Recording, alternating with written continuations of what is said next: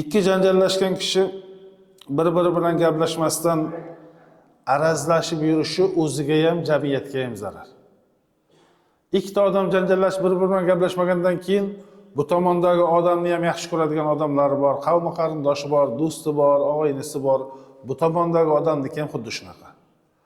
Ikkalasi bir-biri bilan gaplashmagandan keyin buni yuzini deb turib, mana hammamizda bo'ladi-da, bir masalan kimdir yaqin og'aynimiz boshqa birov bilan janjal qilib yurgan bo'lsa, uni qanaqadir maraka marosimiga nimagadir chaqirsa, bu yonimizdagi odamni yuzidan o'tolmay biz ham unga bormaymiz.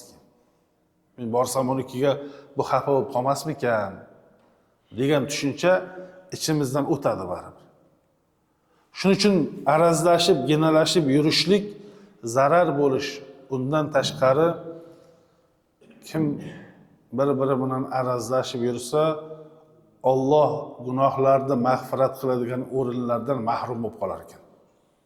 Buni payg'ambar alayhisalom Imom Muslim rahmatullohi alayhidan rivoyat qilingan hadisda marhamat qiladilarki, jannat eshiklari har dushanba va payshanba kuni ochiladi. Haftaning har dushanba va payshanba kuni jannat eshiklarini Alloh taolo ochib qo'yadi va Alloh o'ziga shirk keltirgandan boshqalarni hammasini mag'firat qiladi. O'ziga shirk degan gunohni qilganlardan boshqa hammani mag'firat qiladi.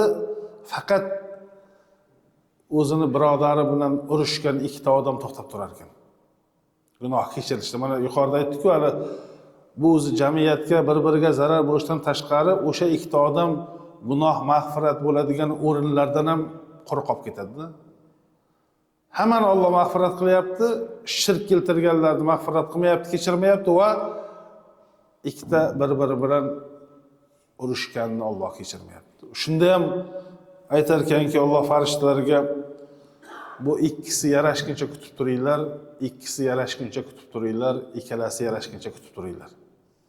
Urushgan bo'lsa ham Alloh imkoniyat beryaptiki, shoyat ikkalasi xulosa chiqarib Allohning buyrug'i, payg'ambar alayhisalomning ta'limotlari, xulqlari, hayotlari shunaqa, qo'y janjalni bekor qilaylikda ikkalamiz yarashib olaylik, kelishib olaylik degan narsa bo'lib yarashsa, Alloh ularni mag'firat qilar ekan. Bo'lmasa, urushgani sababli shu dushanba, payshanba kuni Alloh mag'firat qiladigan bandalarning qatoriga kirmasdan qolaverar ekan. Mana bu narsani, bu hadisni mazmunini qarindoshlarimiz ichida, qo'ni-qo'shnilar, yaqinlar orasida urushib, arazlashib, ginalashib yurgan bo'lsa, aytish kerak, birodar, Allohning mag'firatidan uzoq qolib ketyapsiz. Alloh kechiraman deb turgan joyiga siz nimaga kechirmaysiz? Har dushanba, payshanba kuni shu mag'firat qilinganlarning ro'yxatiga kirib qolaylik, siz ham biz ham degan gapni aytsak, bu insonlarga bir yaxshilik qilgan bo'lamiz.